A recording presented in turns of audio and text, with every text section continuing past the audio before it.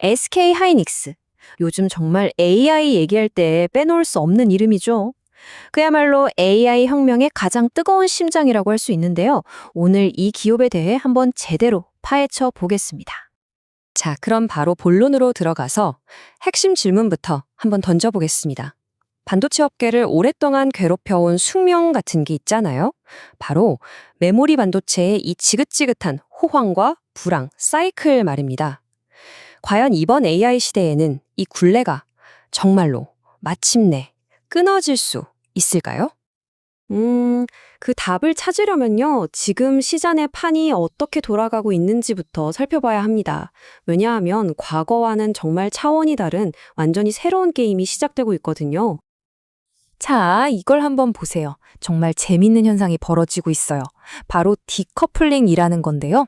이게 뭐냐면, 보세요. 한쪽에서는 스마트폰이나 노트북 같은 우리가 흔히 쓰는 기기들 시장이 고금리 때문에 꽁꽁 얼어붙어서 마이너스 성장을 하고 있는데, 다른 한쪽에서는 구글, 메타 같은 거대 기업들이 AI 데이터 센터 짓는다고 정말이지 천문학적인 돈을 쏟아붓고 있는 거죠. 완전히 다른 두 개의 세상이 동시에 펼쳐지고 있는 겁니다. 이게 그냥 일시적인 트렌드가 아니라는 게 중요해요. 시장의 펀더멘탈, 그러니까 체질 자체가 아예 바뀌고 있다는 신호거든요. 다시 말해서 이제 반도체 회사의 실적이 올해 아이폰 신상이 몇 대나 팔렸나 여기에만 목맬 필요가 없어졌다는 겁니다. 아예 다른 차원의 아주 강력한 성장 엔진이 하나 더 생긴 셈이죠. 그리고 이 엄청난 AI 인프라 투자의 가장 중심, 바로 그 심장부에는 이 모든 판을 뒤엎어버린 단 하나의 핵심 부품이 자리 잡고 있습니다. 네, 바로 HBM, 고대역폭 메모리입니다. 이건 우리가 지금까지 알던 그런 평범한 디램이랑은 뭐랄까, 급이 달라요. 생각해보세요. AI 칩이 1초에 수조 번 계산을 하려면 데이터가 정말 쉴 새 없이 엄청난 속도로 들어가야 하잖아요. HBM이 바로 그 데이터를 실어 나르는 왕복 16차선짜리 초고속도로 역할을 해주는 겁니다. 만약에 이 고속도로가 꽉 막히거나 없으면 AI는 그냥 써버리는 거죠. 그러니까 AI 엔진의 필수 연료 그 자체라고 보시면 됩니다. 결국 핵심은 딱 이거예요. HBM을 만든다는 건요, 더 이상 옛날처럼 가격 오르내리는 거에 스트레스 받는 그런 일반 메모리를 파는 게 아니에요. 이건 말 그대로 AI 시대의 심장을 만들어서 파는 겁니다. 우리가 엔비디아 GPU 없으면 AI 안 된다고 하잖아요. 똑같아요. HBM이 없으면 그 비싼 엔비디아 GPU도 그냥 고철덩어리가 되는 거니까요. 그러니 당연히 가격도, 남는 마진도 차원이 다를 수밖에 없고, 기술 진입 장벽이 어마어마하게 높아서 아무나 쉽게 뛰어들 수도 없는 그런 독보적인 시장이 열려버린 거죠. 자, 그러면 이 새로운 시장이 도대체 얼마나 크냐? 이 숫자 하나면 모든 설명이 끝납니다. 바로 80조 원. 이게 뭐냐면요, 일부 증권사에서 예측하는 SK 하이닉스의 2026년 딱 1년치 영업이익입니다. 아니, 한 회사가, 그것도 맨날 사이클 탄다고 했던 메모리 회사가 1년에 80조를 번다? 와, 이건 정말 반도체 역사상 그 누구도 감히 상상조차 못했던 숫자입니다. 아니, 도대체 어떻게 SK 하이닉스는 이 HBM 시장에서 이런 절대적인 강자가 될 수 있었을까요? 그 비밀을 한번 파헤쳐 보죠. 바로 압도적인 기술력에 있습니다. 이 표를 보시면 그냥 한눈에 딱 들어옵니다. 경쟁사들이 지금 현 세대 제품인 HBM3 수율 잡느라고 낑낑대고 있을 때 SK 하이닉스는 이미 안정적으로 대량 생산에 들어갔다는 거죠. 근데 여기서 끝이 아니에요. 한 발 더 나아가서 다음 세대인 HBM4는 아예 세계 1위 파운드리, TSMC랑 우리 같이 만들자 하고 손을 꽉 잡았어요. 특히 저기 보이는 MR-무프라는 패키징 기술, 저게 열을 식혀주는 핵심 기술인데 이건 진짜 경쟁사들이 따라오기 힘든 넘사벽 기술로 꼽힙니다. 뭐 하나 빠지는 게 없이 모든 면에서 그냥 앞서가고 있는 거예요.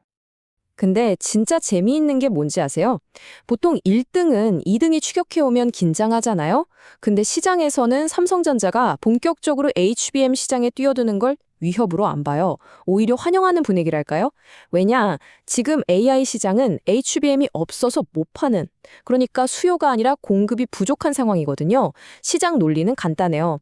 어차피 하이닉스 물량은 2026년까지 줄 서도 못 사. 시장은 HBM을 더 달라고 아우성인데 삼성이 들어와서 같이 파이를 키워주면 우리 모두 좋은 거 아니냐? 딱 이런 시각인 거죠. 여기에다가 이 원팀 동맹이 아주 그냥 쐐기를 박아버립니다. AI 칩 설계의 신 엔비디아, 그걸 오차없이 만들어내는 제조의 신 TSMC, 그리고 그 칩이 최고의 성능을 내도록 딱 맞는 메모리를 공급하는 SK하이닉스. 이 셋의 조합은요, 그냥 부품 사다 쓰는 그런 관계가 아니에요. 아예 개별 초기 단계부터 최고의 AI 칩을 만들자는 목표 하나로 똘똘 뭉친 하나의 팀, 강력한 기술 생태계인 겁니다. 다른 경쟁사가 이 틈을 비집고 들어오기란 정말 하늘의 별 따기죠. 자, 그런데 말이죠. SK 하이닉스가 이렇게 HBM의 거의 모든 걸 올인하다 보니까 정말 아무도 예상하지 못했던 재미있는 나비 효과가 전혀 엉뚱한 곳에서 나타나기 시작해요. 원리는 아주 간단해요. 공장에서 반도체를 찍어내는 라인은 정해져 있잖아요. 근데 HBM 하나를 만들려면 기존의 일반 D램보다 면적을 두세 배는 더 차지한대요.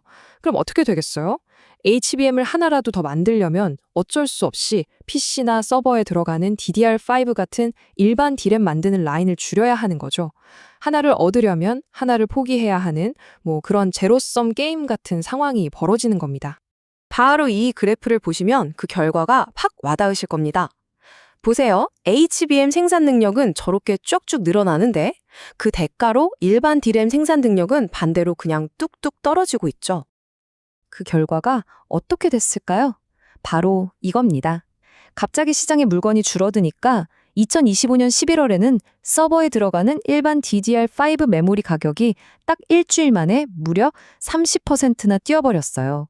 시장에서는 이러다 물건 아예 못 구하는 거 아니야? 하면서 너도 나도 사재기하는 이른바 패닉 바잉 현상까지 벌어진 거죠. 자, 그럼 한번 정리해볼까요?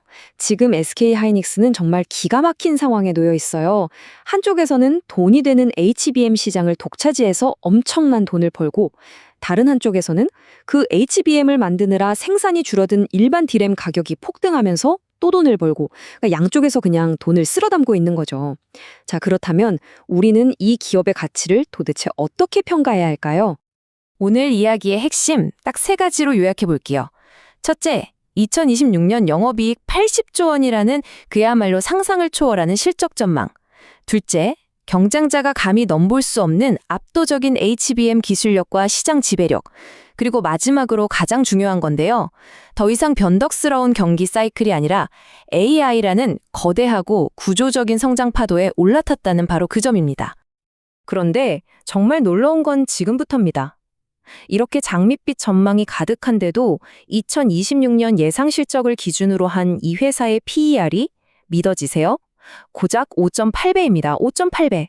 이건 보통 성장이 거의 멈춘 철강이나 화학 같은 전통적인 산업, 우리가 흔히 굴뚝주라고 부르는 기업들한테나 주는 밸류에이션이거든요. 그래서 우리가 마지막으로 던져야 할 질문은 바로 이겁니다.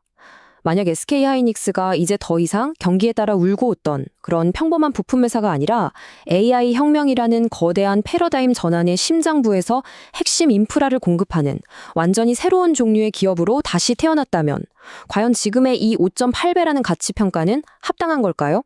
아마 이 질문이야말로 앞으로 펼쳐질 AI 시대를 지켜보는 우리 모두가 끊임없이 고민해봐야 할 숙제가 아닐까 싶습니다.